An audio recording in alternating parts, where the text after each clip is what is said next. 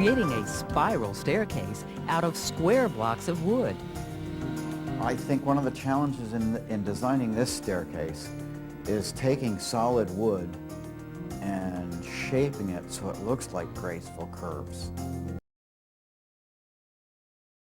Today, Rick is constructing one of his signature helix staircases, like the one in his studio. Although the staircase will ultimately reside in his client's home, Rick builds components like the treads, post, and stringer right here in his workshop. It's at the lathe where work becomes fun for Rick.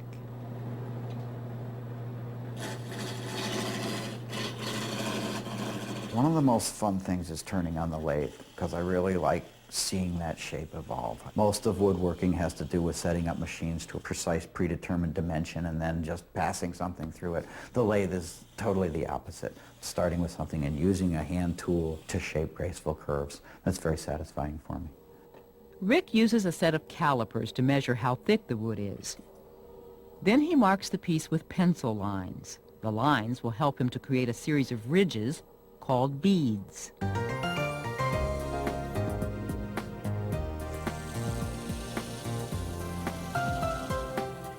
Now I've laid out the V-cuts for the valleys of the beads, and I will go on with a skew chisel and I will mark those valleys very distinctly.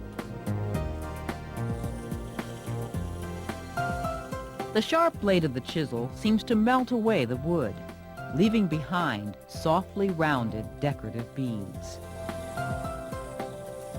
Rick will need to turn over 20 beaded column sleeves to cover the entire post.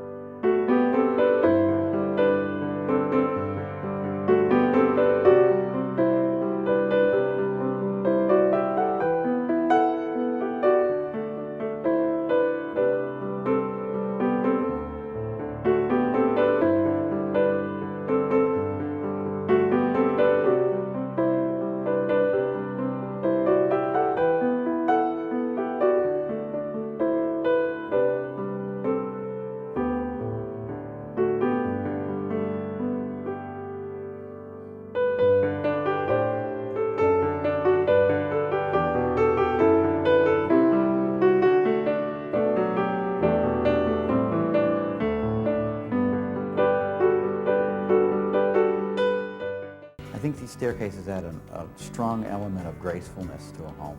They're very nice curves. Rick Schneider beats a path through the woods of Moncton, Vermont, straight to his studio, where he's ready to begin the next step in making his curving staircase. Rick is ready to finish the stringers for the stairs. The stringers hold the treads in place. It sounds simple, but of course, Rick's stringers are anything but simple.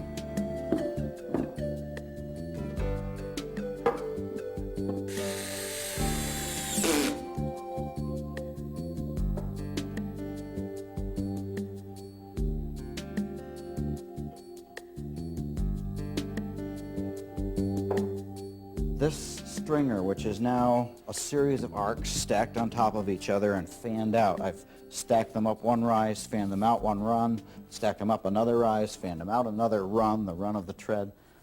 And that goes all the way to the top of the stairs. After marking the points where the stringers meet, Rick uses a thin, flexible piece of wood called a fairing stick to connect the dots. Then it's off to the bandsaw, where the arcing planks of wood are trimmed down.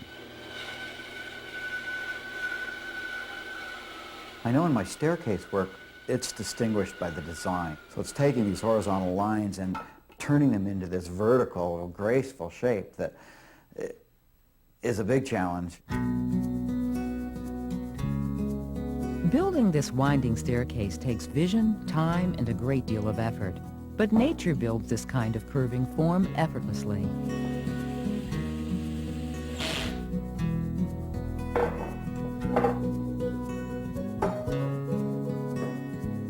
I think that a spiral is one of those things that has a natural beauty, and we find it throughout nature. we find it in seashells, we find it in the DNA molecule, this same helix. It's one of nature's primary beautiful structures. Rick Schneider's spiral staircase not only takes those who tread its stairs from floor to floor, but also on a journey of imaginative design.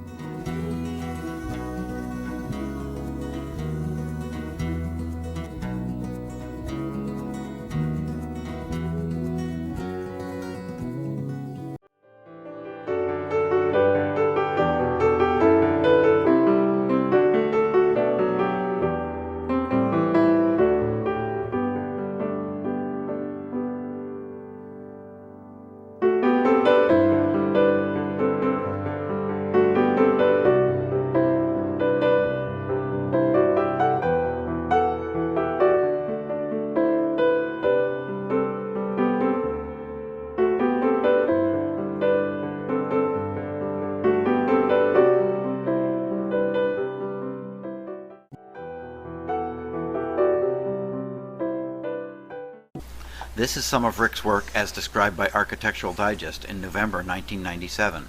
Animating the entrance gallery is the oak and maple spiral stair, which, like the side table / bridge miniature, was designed and fabricated by Schneider. The sinew of the house's interior is epitomized by the helical stairway that dominates the entrance. In one curling twist, widening from a 3-foot base to 6.5 feet at the top, it extends upward from the first floor to the bridge level. As it articulates the spacious entrance, the oak and maple stair offers the first view of the creek running under the house.